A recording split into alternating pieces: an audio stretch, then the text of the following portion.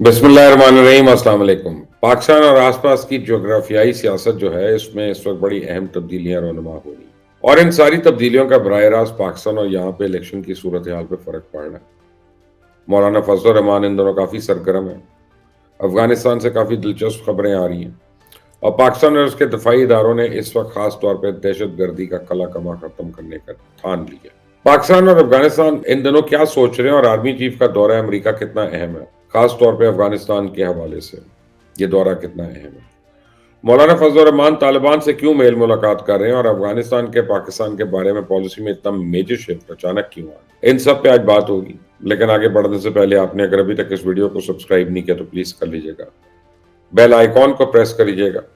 مزید اپڈیٹس ہیں وہ خود بخود آپ تک پہنچتی رہیں گی۔ پاکستان اور امریکہ دونوں میں اس وقت اہم ملاقاتیں چل رہی ہیں جو کہ اس خطے کے حوالے سے کافی اہم ہے۔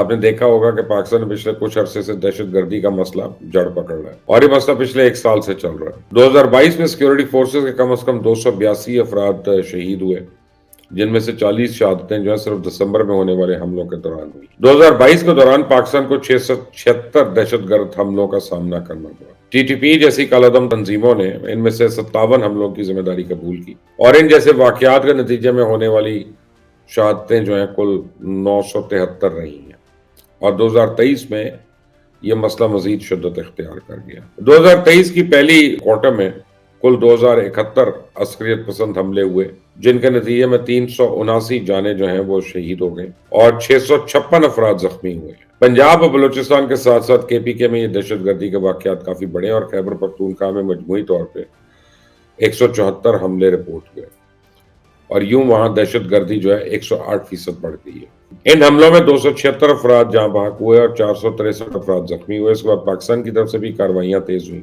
بہت سے دہشت گردی کے منصوبوں کو پاکستان نے ناکام بھی بنا دیا، لیکن ابھی پھر ایک بار کچھ عرصے میں یہ واقعات بڑھ چکے ہیں۔ ان میں ٹی ٹی پی کے ساتھ کچھ نئی جماعتیں جو ہیں کالعدم جماعتیں وہ بھی آئیں گئی ہیں۔ 2 تو ایسی تنظیمیں ہیں جو کچھ دن پہلے منظر عام پہ آئیں، ان میں ایک انصار الجہاد ہے اور دوسری تحریک جہاد پاکستان ہے، اور انہوں نے پچھلے دنوں ڈی آئی خان میں ہونے والے حملے کی بھی ذمہ داری قبول کی، اور یہ اپنی نوعیت کا ایک بڑا حملہ تھا کیونکہ اس میں بہت زیادہ جانی نقصان ہوا ہے، اور خودکش حملے کے نتیجے میں 25 بہادر جو ہیں انہوں نے جام شہادت نوش کیا۔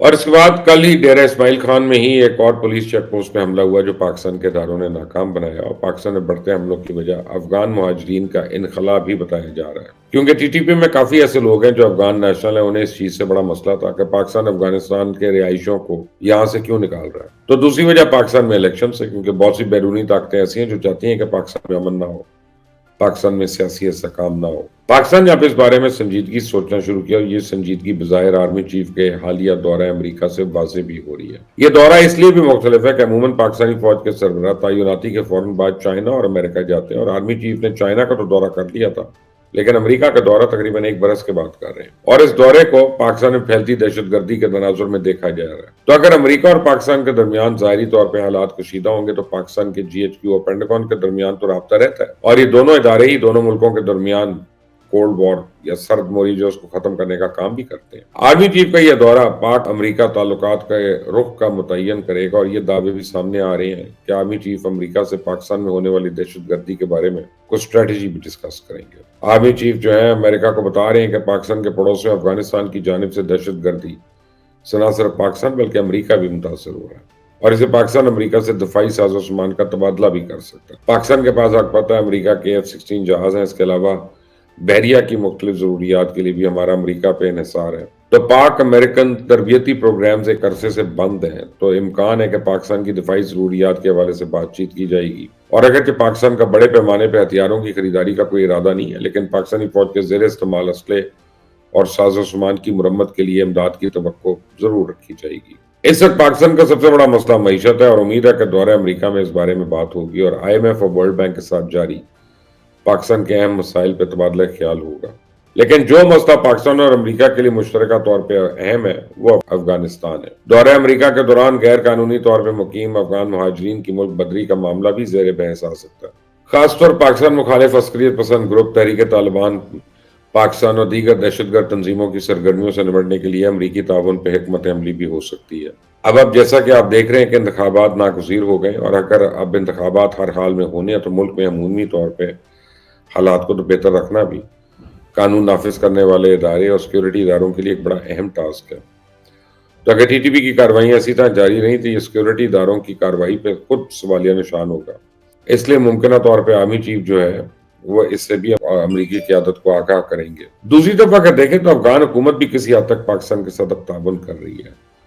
افغانستان کی وزارت داخلہ کے ترجمان نے خود کہا کہ پڑوسی ممالک سے ہم اچھے تعلقات کے خواہش مند ہیں، اور گزشتہ ایک سال میں کالعدم تحریک طالبان پاکستان کے 35 سے 40 سرکان جو ہیں افغانستان سے پکڑے گئے تھے، اور داعش کے اراکین کی بڑی تعداد گرفتار ہوئی وہاں پہ۔ تو طالبان نے ترجمان نے یہ بیان دیا کہ افغان سرزمین کسی ملک بشمول پڑوسی ممالک کے خلاف استعمال ہونے کی اجازت نہیں دیں گے، جو اس بات کی طرف اشارہ ہے کہ وہاں سے پاکستان کے اندر دخل اندازی نہیں ہوگی۔ لیکن شکوک و شبہات تو تب پیدا ہوتے ہیں جب افغان حکومت ایک طرف اتنی گرفتاریاں کرتی ہے اور دوسری طرف یہ کہا جاتا ہے کہ افغانستان میں کوئی دہشت گرد تنظیم فعال نہیں ہے۔ تو افغان وزارت خارجہ کے ترجمان نے دعویٰ کیا تھا کہ آج افغانستان میں کوئی فعال گروپ نہیں ہے، جبکہ پاکستان مسلسل افغان حکومت سے کالعدم تحریک طالبان پاکستان کے خلاف کارروائی کا مطالبہ کر رہا ہے۔ جیسے کہ گزشتہ دنوں ایک انٹرویو میں نگران وزیر اعظم انوار اللہ کاکڑ کا کہنا تھا کہ یہ فیصلہ اب افغان طالبان کو کرنا ہے کہ ٹی ٹی پی کے لوگوں کو ہمارے حوالے کرنا ہے یا ان کے خلاف خود کارروائی کرنی ہے۔ تو ایسے میں وزارت خارجہ کے ترجمان کا یہ کہنا تھا کہ وہاں کوئی دہشت گرد فعال نہیں، یہ کئی سوالات اٹھا رہا ہے۔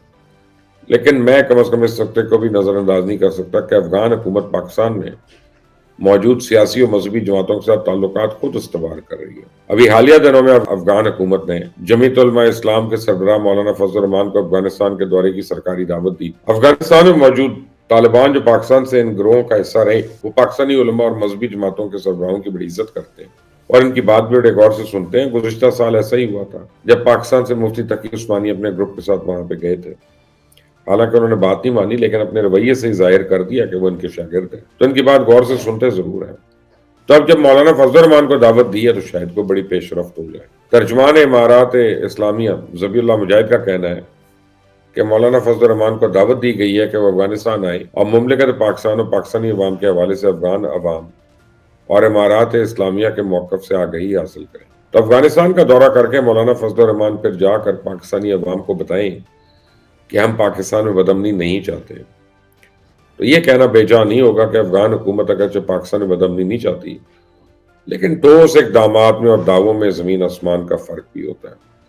اس سے دعوے اور دعوتیں ان سے زیادہ پاکستان کو افغان حکومت سے ٹھوس اقدامات درکار ہے، اور یہ ہے کہ اس کی آڑ میں کسی بھی طرح افغان مہاجرین کے انخلا کو ختم نہیں کیا جا سکتا، وہ تو ہو کر ہی رہے گا۔ آپ کی اس بارے میں کیا رائے ہے مجھے ضرور بتائیے گا۔ Until the next time, اللہ حافظ۔